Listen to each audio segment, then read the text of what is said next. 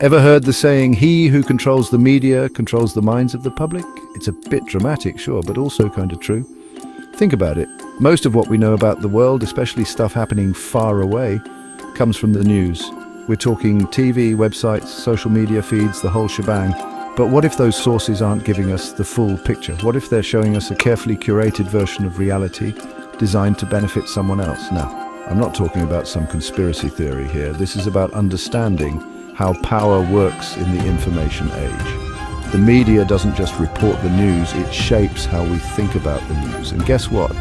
That shaping, that framing of the narrative often happens in ways that benefit those who already hold a lot of power. The big corporations, the political elite, the usual suspects. This isn't about blaming the messenger entirely. It's about recognizing that the messenger often works for someone else, someone with their own agenda. And that agenda, well, it's not always aligned with giving you, the viewer, the most objective, nuanced view of the world. More often than not, it's about something much simpler, control. So buckle up, because we're about to dive deep into the world of media manipulation where things aren't always what they seem. We'll pull back the curtain on how special interests, corporate ownership, and the almighty dollar all play a part in shaping what you see, what you hear, and ultimately, what you believe. We like to think we have tons of options when it comes to news, right? Flip through the channels, scroll through your phone information overload, but here's the catch. Most of those seemingly diverse outlets are owned by a shockingly small number of companies. We're talking a handful of media giants calling the shots for a huge chunk of the information we consume. Let's name some names, shall we? You've got your Comcasts, your News Corp, your Disneys. These behemoths gobble up smaller media outlets like they're going out of style. And when you control that much of the media landscape, you inevitably end up with a bit of an echo chamber. Now, imagine you're a big-time CEO of one of these media conglomerates. You've got shareholders to please, profits to rake in. Are you going to rock the boat by airing stories that might upset your corporate advertisers or ruffle the feathers of powerful politicians? Unlikely. See, the media isn't some neutral playing field. It's a business, and like any business, it's got its bottom line to protect. And sometimes that means prioritizing certain stories, burying others, and generally making sure the narrative stays nice and comfy for those who hold the purse strings.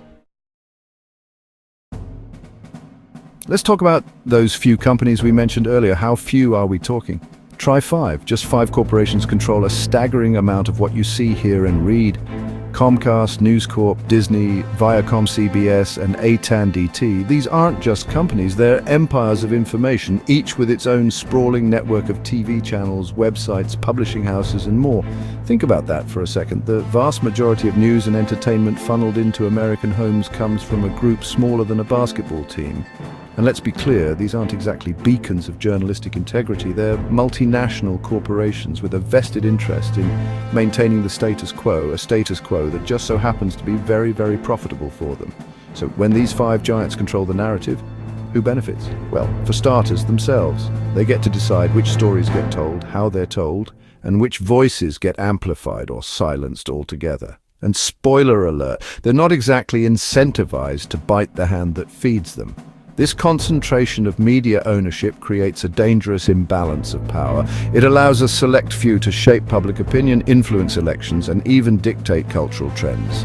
And the more consolidated the media landscape becomes, the harder it is for independent voices to break through the noise and challenge the dominant narrative.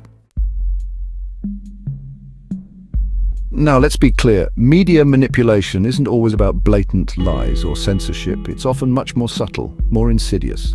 Think of it like a gentle nudge in a particular direction, a carefully curated selection of stories and perspectives designed to elicit a specific emotional response. Let's say a company wants to push through a controversial policy change.